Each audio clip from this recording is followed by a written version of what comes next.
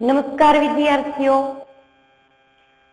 જ્ઞાનપથ શૈક્ષણિક સંકુલ મોરબી, ધોરણ 12 કોમર્સ અને વિષય છે વાણિજ્ય વ્યવસ્થા અને સંચાલન. એમાં આપણે પ્રકરણ 7 નો અભ્યાસ કરીશું. અંકુશ. આમ જુઓ તો અંકુશ એટલે આપણે એવું સમજ્યા હતા કે નિયંત્રણ,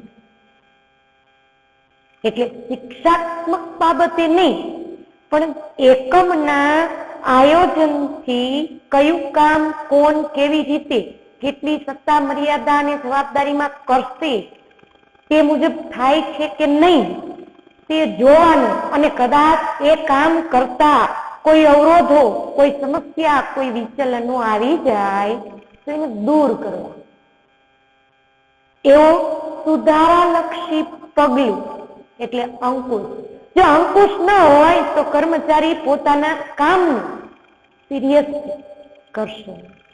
આ એક જ્યારે એક સામાન્ય તાર્કિક બાબતે વિચારું તો પણ એ સાચું છે. એટલે ધંધાના અને આજના સમયમાં એવું નથી કે ધંધા માટે જ અંકુશ જરૂરી છે.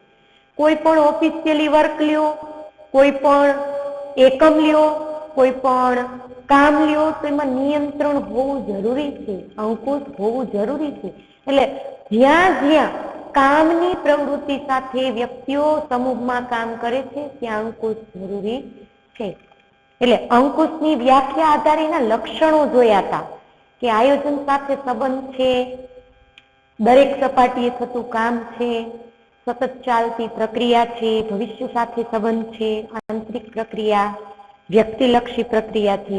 અંકુશ વૈધિક કે અવૈધિક હોઈ શકે, વિધિસર અવિધિસર, સંચાલનના છેવટનું કાર્ય. આજે આપણે એનું ભણવાનું છે અંકુશનું મહત્વ. શું મહત્વ છે અંકુશનું? તો કે અંકુશ એ સંચાલનનું મહત્વનું સોપાન. સંચાલનના ઉદ્દેશો, લક્ષ્ય, હેતુ સિદ્ધ કરવા માટે અંકુશની જરૂર પડે જ છે. અંકુશ વગરનું ઔદ્યોગિક એકમ સારથી વગરના રથ જેવું છે. રથને ચલાવવો હોય તો યોદ્ધાને સારથી રાખવો પડે, એમ એકમને ચલાવવું હોય તો આયોજન સાથે અંકુશ હોવું જરૂરી છે. એકમની જેટલી પ્રવૃત્તિઓ છે, જેટલું કામ છે, નક્કી કરેલી યોજનાઓ છે, સૂચનાઓ છે કે નક્કી કરેલ કોઈ સિદ્ધાંતો તે મુજબ કામ થાય છે કે નહીં, નક્કી કરેલ યોજના મુજબ કામની સોંપણી થઈ, સોંપાયેલ કામ કર્મચારીએ હાથમાં લીધું કે કેમ, ઔદ્યોગિક બાબતે દરેક ક્ષેત્રમાં અંકુશનું કાર્ય જરૂરી છે. અંકુશનો મુખ્ય હેતુ શું છે? તો કે અગાઉ કોઈ કામ કરેલું છે અને એ કામમાં ભૂતકાળમાં બની ગયેલો કોઈ એવો પ્રસંગ કે જે એકમના કામને અવરોધક બનેલો, એકમના કામમાં સમસ્યા ને વિચલનો અને અડચણરૂપ બાધા બનેલી છે, એના લીધે એકમમાં થઈ રહેલા કામમાં કાં તો ભૂલ જોવા મળે, કાં ક્ષતિ જોવા મળે અને કાં ખામી. એટલે કે ભૂલ, ક્ષતિ અને ખામી જે ભૂતકાળમાં થયેલું કામ છે એને લીધે મળી છે એ ભવિષ્યમાં બીજી વાર ન બને. એટલે કે જે પણ કામ એકમનું થઈ રહ્યું છે એ ભૂલ રહિત, ક્ષતિ રહિત, ઉણપ રહિત સારી રીતે પાર પાડવાનું છે. એટલે આ ખામીઓ, આ વિચલનો અને આ બાધાઓ કે અવરોધો આવે એને અંકુશ રોકે, એને અંકુશ અટકાવવાનું કાર્ય કરે છે. એટલે અંકુશનું મહત્વ એકમમાં સવિશેષ છે. તો આપણને પોઈન્ટ ટુ પોઈન્ટ આપેલા, એટલે આપણે એ દરેક પોઈન્ટને હવે વિસ્તારથી સમજીએ. પેલું જ છે અંકુશ ધ્યેય, લક્ષ્ય, હેતુ, ઉદ્દેશ સિદ્ધિમાં મદદરૂપ છે. એકમે નક્કી કરેલ ઉદ્દેશને પાર પાડવા માટે અંકુશ દ્વારા કામમાં કે એકમમાં કોઈ ભૂલ રહી ગઈ હોય તો એ ખામી શોધી સુધારો કરવાનું પગલું અનુસરે છે. અને એના કારણે યોજના પ્રમાણે જે કામ કરવાનું છે એ કામ પ્રવૃત્તિ આગળ ધપતી કે વધતી લાગે છે, એટલે ધ્યેયને સરળ બનાવે છે. બીજું, પ્રવૃત્તિઓ ઉપર અંકુશ.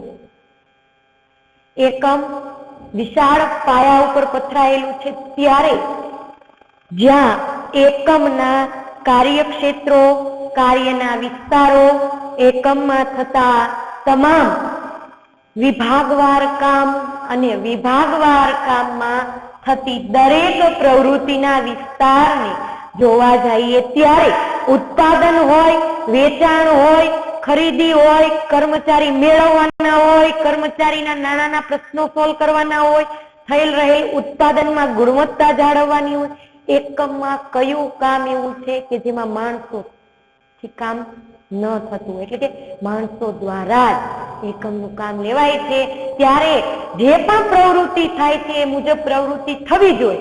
ન થતી હોય તો એની ઉપર દેખરેખ રાખી અને રાહ ચીંધવી જોઈએ. એટલે પ્રવૃત્તિ ઉપર અંકુશ. આયોજન અસરકારક બને છે તો આયોજનની વ્યાખ્યા આપણે ભણ્યા હતા કે ધ્યેય સિદ્ધિ માટે કયું કામ કોણ કેવી રીતે કેટલા સમયમાં કરશે. તો આયોજને ઘડેલા જે માર્ગ છે, નક્કી કરેલો પથ છે, એ પથ ઉપર જરૂર જણાય તો નિષ્ણાંતોનો અભિપ્રાય મેળવવો અને અભિપ્રાય આધારે આગળના રસ્તામાં અવરોધો દૂર કરતા જવા અને એકમમાં થઈ રહેલી પ્રવૃત્તિના પ્રયત્નોમાં વિચલનો, મુશ્કેલીઓ, સમસ્યાઓને દૂર કરી સુધારો કરી અને જે લક્ષ્ય છે એ લક્ષ્યાંક સુધી પહોંચાડવા આયોજનને અસરકારક બનાવે. કયું કામ? અંકો. પ્રવૃત્તિઓ વચ્ચે સંકલન.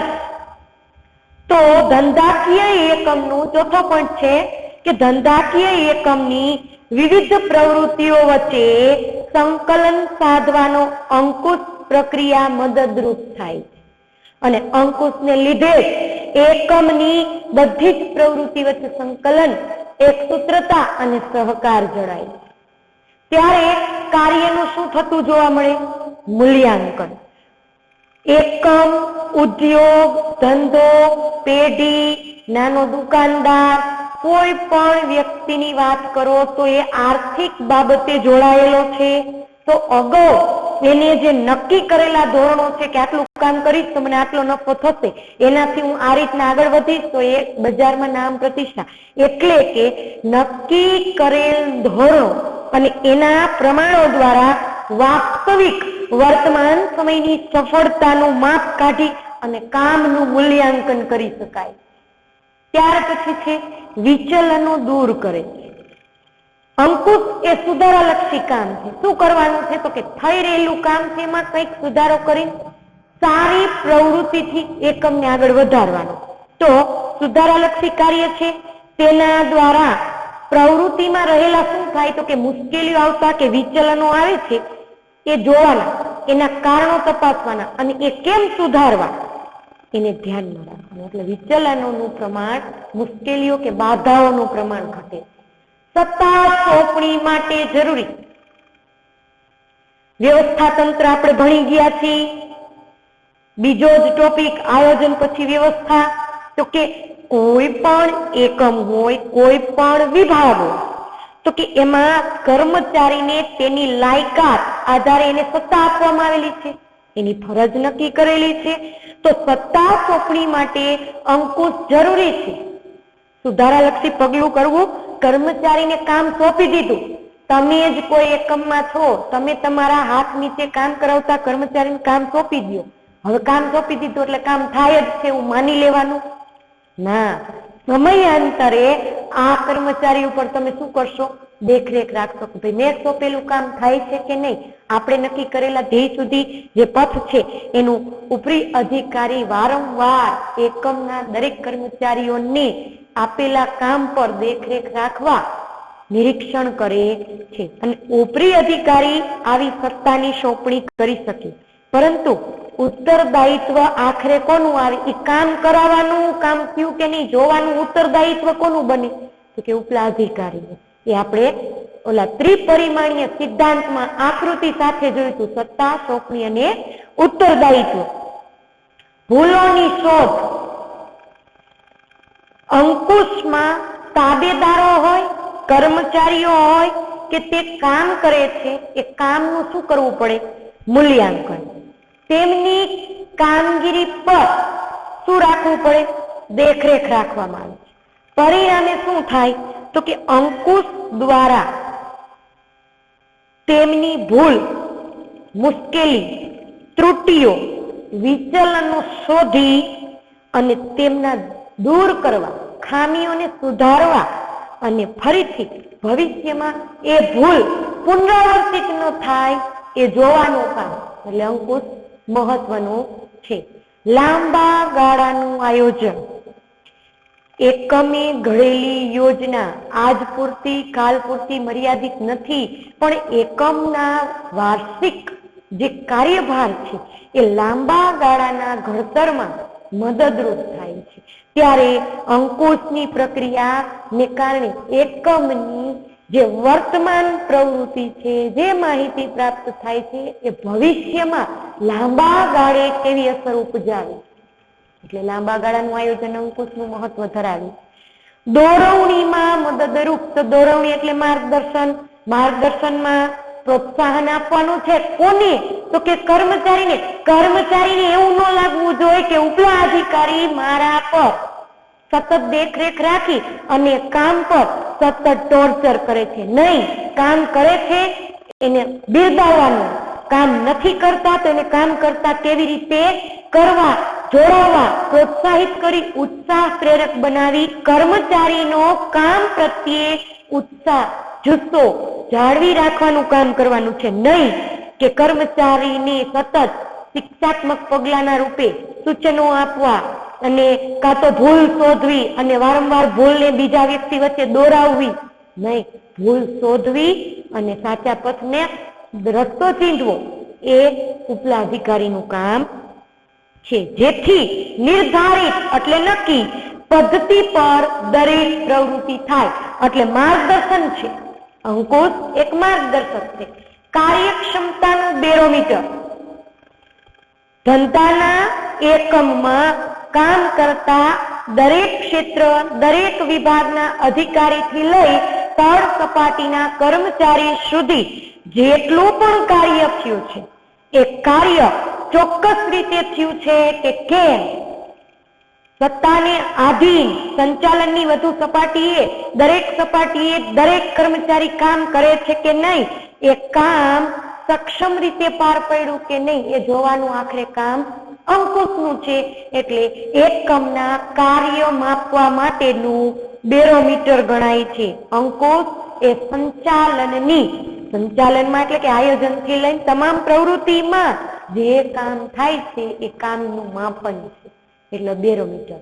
તો ફરીવાર અંકુશનું મહત્વ શું? તો કે એકમના નિર્ધારિત લક્ષ્ય સુધી પહોંચવા માટે સોંપાયેલ કામમાં ધ્યેય સિદ્ધિ માટે અટકાયેલા વ્યક્તિઓ, અટકાયેલા કર્મચારીઓને રાહ ચીંધવી, કદાચ વિચલનો આવતા હોય તેને દૂર કરવા અને નિર્ધારિત ધ્યેય સુધી પોતાનો પથ દર્શન કરવું, દેખરેખ રાખવી, માર્ગદર્શન આપવું. તો ધ્યેય સિદ્ધિમાં મદદરૂપ. મારી સાથે દરેક વિદ્યાર્થી બોલતા જશે. ધ્યેય સિદ્ધિમાં મદદરૂપ પ્રવૃત્તિ ઉપર અંકુશ આયોજન અસરકારક બને છે. પ્રવૃત્તિ વચ્ચે સંકલન છે. કાર્યનું મૂલ્યાંકન થાય છે. આવતી બાધાઓ, વિચલનો દૂર કરે છે. સત્તા સોંપણી માટે જરૂરી છે. ભૂલોની શોધ થાય છે. લાંબા ગાળાનું આયોજન છે. દોરવણીમાં મદદરૂપ થાય છે અને કાર્યક્ષમતાનું બેરોમીટર છે. હવે મોસ્ટ ટાઈમથી પ્રશ્ન આપણો છે, ત્યાર પછીનો ટોપિક દરેક વિદ્યાર્થી ટેક્સ્ટ બુકમાં જોતા જશે. આયોજન અને અંકુશ વચ્ચેનો સંબંધ. એમાંના 4 પોઈન્ટ છે. 4 પોઈન્ટ તમારે પરીક્ષામાં વિધાન સમજાવો 2 ગુણમાં કે 3 ગુણમાં પૂછાય છે એટલે દરેક વિદ્યાર્થી હવે ટેક્સ્ટબુકમાં પાછી પાઠ્યપુસ્તક સાથે રાખશે. એટલે આજના 2 પ્રશ્ન ભણવાના છે. અંકુશનું મહત્વ સમજાવો અને બીજું આયોજન અને અંકુશ વચ્ચેનો સંબંધ સ્પષ્ટ કરો. આયોજન એટલે શું? તો કે ધ્યેય સિદ્ધિ, ધ્યેયને, લક્ષ્યને કે ઉદ્દેશને નક્કી કરેલા, નિશ્ચિત કરેલા ધ્યેય હેતુને પૂરો પાડવા માટે, સફળ કરવા માટે બુદ્ધિપૂર્વક ઘડવામાં આવેલો કાર્યક્રમ. આયોજન શું કરે છે? તો કે ભવિષ્યમાં હાથ ધરવામાં આવતી પ્રવૃત્તિના ધ્યેયનું સ્પષ્ટીકરણ કરે છે અને ધ્યેય સિદ્ધ કરવા માટે કઈ કઈ પ્રવૃત્તિ કરવી પડશે, ક્યારે કરવી પડશે, કેટલા સમયમાં પૂરી કરવી પડશે, એમાં કેટલા સાધનોની જરૂર પડશે, કેટલા માણસો કામે લગાડવા પડશે, એની અગાઉની રૂપરેખા કોણ ઘડે છે? તો કે આયોજન. આ રૂપરેખા જ્યારે અંકુશ શું કરે છે? તો કે જ્યારે ધંધાકીય એકમમાં આયોજને કામની પ્રવૃત્તિની વાત કરેલી છે, નક્કી કરેલું છે કઈ પ્રવૃત્તિ હાથ ધરવી, કેટલા સમયમાં કરવું, કેટલા સાધનોની જરૂર, એની રૂપરેખા આધારે જે સૂચનાઓ છે એ સૂચનાઓ મુજબ, સ્થાપિત ધોરણો મુજબ કામ થાય છે કે નહીં એ રૂપરેખાની ચકાસણી કોણ કરશે? તો કે અંકુશ. એમાં આવતી વિચલનો, એમાં આવતી સમસ્યાઓ, ભૂલો, વિચલનને દૂર કોણ કરશે? તો કે અંકુશ. એટલે આયોજન રૂપરેખા તૈયાર કરે છે અને અંકુશ એ રૂપરેખાને આગળ ચલાવે છે. એટલે સુધારાલક્ષી જે પગલા લેવાની પ્રક્રિયા છે એ અંકુશની છે. જ્યારે આયોજન હોય ત્યાં અંકુશ જરૂરી બને છે. જ્યાં અંકુશ હોય ત્યાં અગાઉથી આયોજન હોય જ. એટલે આયોજન છે તો અંકુશ હોય જ. પણ જ્યાં અંકુશનું કાર્ય તમને જોવા મળતું હોય તો તમારે નક્કી કરી લેવાનું કે અગાઉનું આયોજન ઘડેલું છે એટલે અંકુશ કાર્ય કરે છે. તેથી અંકુશ અને આયોજન એટલે કે આયોજન અને અંકુશ બંને જોડાયેલા, સંકળાયેલા પાસાઓ કહી શકાય. તેમાંનો પહેલો જ મુદ્દો છે આયોજન અને અંકુશ એક જ સિક્કાની 2 બાજુ છે. હવે તમે કોઈન સિક્કો જોયેલો છે, બંને બાજુ, એક બાજુ છાપ અને બીજી બાજુ કાંટો. આવું આપણે આંકડાશાસ્ત્રમાં ભણી છીએ. છાપ, કાંટા, સંભાવનાના દાખલા 10માં ભણી ગયા છો. એટલે કદાચ પાછું રિફર થાય તો બંને બાજુ અલગ અલગ નિશાન છે પણ બંને વગર ચાલે છે નહીં. સિક્કો ઉછાળો, કાં તો છાપ મળે અને કાં તો કાંટો મળે. એવી જ રીતે એકમને લ્યો તો એકમમાં આયોજન જોવા મળે ને આયોજન અહીંયા શું હોય? તો કે અંકુશ હોય ને હોય. એટલે એક સિક્કાની 2 બાજુ. આયોજન અને અંકુશ એ સંચાલનના 2 ખૂબ જ મહત્વના પરસ્પર આધારિત કાર્યો. આયોજનની સફળતાનો આધાર અંકુશ ઉપર રહેલો છે. અંકુશ દ્વારા થઈ રહેલી એકમની બધી પ્રવૃત્તિમાં જેટલા વિચલનો આવે છે, જેટલી બાધાઓ આવે છે, એ બાધાઓ, વિચલનોને સુધારો કરી અને યોગ્ય દિશા તરફ લઈ જાય છે. જ્યારે બીજી બાજુ અંકુશ કાર્યનું અસ્તિત્વ આયોજન વગર શક્ય નથી. આયોજનમાં ઘડાયેલા લક્ષ્યો સિદ્ધ થયા છે કે નહીં તે ચકાસણી કરવી. એટલે જ આયોજન ન કર્યું હોય તો અંકુશ કાર્યની કોઈ જરૂર નથી. જ્યાં આયોજન નહીં હોય ને તો અંકુશ નહીં. અને અંકુશનું કામ થતું હોય તો તમારે આપમેળે વિચાર લેવાનું કે અહીંયા આયોજન ઘડાયેલું છે. નાનામાં નાની બર્થડે પાર્ટી ઉજવી છે તો આપણે કેવું કરીએ છીએ? આયોજન કરીએ છીએ. કેટલા બોલાવવા, કેવી રીતે બોલાવવા, શું કરશું, કેમ નહીં કરી. તો આયોજન છે તો અહીંયા નિયંત્રણ, દેખરેખ, સુધારા, કોઈ ભૂલ ન થાય એની આપણે તકેદારી. એટલે આયોજન છે ત્યાં અંકુશ છે. એટલે કે છે ને planning and controlling are 2 side of a same coin. એ વાક્ય યથાર્થ થાય છે કે આયોજન અને અંકુશ એક સિક્કાની 2 બાજુઓ છે. ત્યાર પછી બીજો ટોપિક છે પરિવર્તનો સામે રક્ષણ. આયોજનમાં જે કાર્યક્રમ ઘડવામાં આવે છે તેનો અમલ આંતરિક વહીવટ અને બાહ્ય પરિબળ ઉપર આધાર રાખે છે.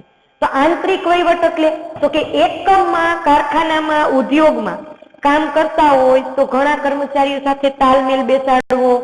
તો કે આ આંતરિક છે. તો બાહ્ય પરિબળ તો કે બજારમાં હરીફાઈનો યુગ છે, સ્પર્ધામાં ટકી રહેવું, તેજી મંદી જોવાનું.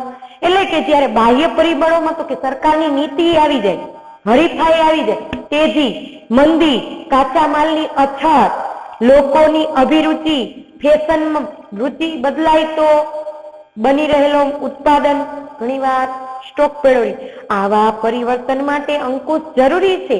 બાહ્ય પરિબળોને સમજવા, સમજી અને એકમમાં સુધારાલક્ષી પરિવર્તન કેમ લાવવું, એટલે એ અંકુશનું કામ છે. આયોજન અને અંકુશ પરિવર્તનો સામે શું કરે છે? રક્ષણ પૂરું પાડે છે. એક સિક્કાની બે બાજુ.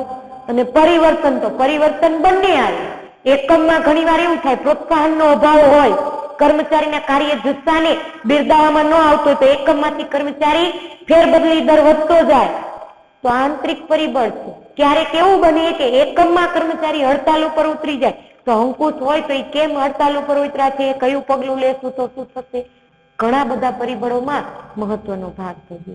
અંકુશ માટે આયોજન પૂર્વ શરત છે.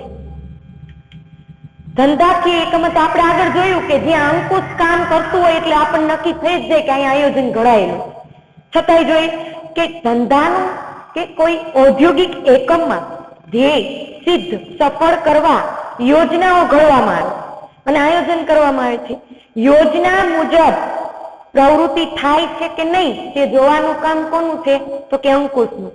અંકુશના કાર્યમાં આયોજનના ધોરણો સાથે કામગીરી, પરિણામો સાથે સરખામણી, વિચલનો જણાતા સુધારાત્મક પગલાં લેવામાં અંકુશના કાર્ય માટે આયોજન પૂર્વ શરત છે. એટલે આયોજનનું ઘડતર હોય ત્યાં અંકુશ ઘડાયેલું હોવું જોઈએ. આયોજન એ અંકુશનો જન્મદાતા. તો એ તો યથાર્થ આપણે જ્યારે ટોપિકની શરૂઆત કરી હતી ત્યારે કે જ્યાં આયોજન છે ત્યાં અંકુશ છે, ને અંકુશ છે ત્યાં સમજી લેવાનું કે આયોજન ઘડાયેલું છે. વિધાન સમજાવો. આયોજન એ અંકુશનો જન્મદાતા છે. 2 માર્ક 3 માર્કમાં પૂછાય. આયોજનને કારણે અંકુશના કાર્યનો જન્મ થાય છે. તો આયોજનમાં શું? તો કે પ્રવૃત્તિઓની રૂપરેખા તૈયાર કરી, હવે આ પ્રવૃત્તિઓ થાય છે કે નહીં એ જોવું, એ કર્મચારીને રાખવો, સુધારો કરવો, તો એ કોનું કામ? તો અંકુશનું. તેથી આયોજન વગરનું અંકુશનું કાર્ય અસ્તિત્વમાં આવી શકતું નથી. આ હકીકતને ધ્યાનમાં રાખી એવું કહી શકાય કે આયોજન એ અંકુશનો જન્મદાતા છે. આયોજન છે એટલે અંકુશ હોય ને હોય. તો આજના 2 ટોપિક થયા. પહેલું અંકુશનું મહત્વ. તો દરેક વિદ્યાર્થીઓ મારી સાથે પોઈન્ટ ટુ પોઈન્ટ પાછા બોલશે જેથી કરીને ખ્યાલ આવે કે જે સિદ્ધિમાં મદદરૂપ પ્રવૃત્તિ ઉપર અંકુશ, આયોજન અસરકારક બને છે, પ્રવૃત્તિ વચ્ચે સંકલન, કાર્યનું મૂલ્યાંકન, વિચલનો દૂર કરે છે, સત્તા સોંપણી માટે અંકુશ જરૂરી છે, ભૂલોની શોધ કરવાની છે, લાંબા ગાળાનું આયોજન છે, દોરવણીમાં રૂપરેખા આપે છે અને કાર્યમાપનની એક બેરોમીટર સાધન કહી શકાય. તો આયોજન છે એટલે અંકુશ છે. તો આયોજન અને અંકુશ વચ્ચેનો આપણે સંબંધ ભણ્યા. તો પેલું વિધાન, આયોજન અને અંકુશ એક સિક્કાની 2 બાજુ. બીજું, પરિવર્તનો સામે રક્ષણ છે. ત્રીજું, અંકુશ માટે આયોજન પૂર્વ શરત છે. એટલે આયોજન છે એટલે અંકુશ રહેવાનું, અને આયોજન એ અંકુશનો જન્મદાતા છે. તો આજનું હોમવર્ક દરેક વિદ્યાર્થી નોંધ કરશે. અને હા, ખાસ દરેક વિદ્યાર્થી જ્યારે હોમવર્ક તમે એપ્લિકેશનમાં મોકલો છો તો વિષય લખવો અને વિષય સાથે તમારું જે નામ છે એ પણ જરૂરી છે. ક્લાસ લખજો અને હોમવર્ક યાદ રાખજો. મહત્વના માત્ર મુદ્દા 2 વાર. હવે ઘણા વિદ્યાર્થીઓ હોમવર્ક મોકલે છે પણ અક્ષર સારા કરો, સારી રીતે લખો અને મુદ્દા આવડતા હોય અને સમજૂતી હોય તો તમે વ્યવસ્થિત પરીક્ષા લખી બહુ સરસ. ઘણા વિદ્યાર્થીઓ ખૂબ સરસ લખાણ લખે છે અને ઘણા વિદ્યાર્થીઓ માત્ર લખવા ખાતર લખે છે. અહીંયા અડધું લખ્યું, અડધું આપે ઉપર. વ્યવસ્થિત સારી રીતે અને સુવાચ્ય અક્ષરે લખશે. નમસ્કાર, જય હિન્દ, વંદે માતરમ.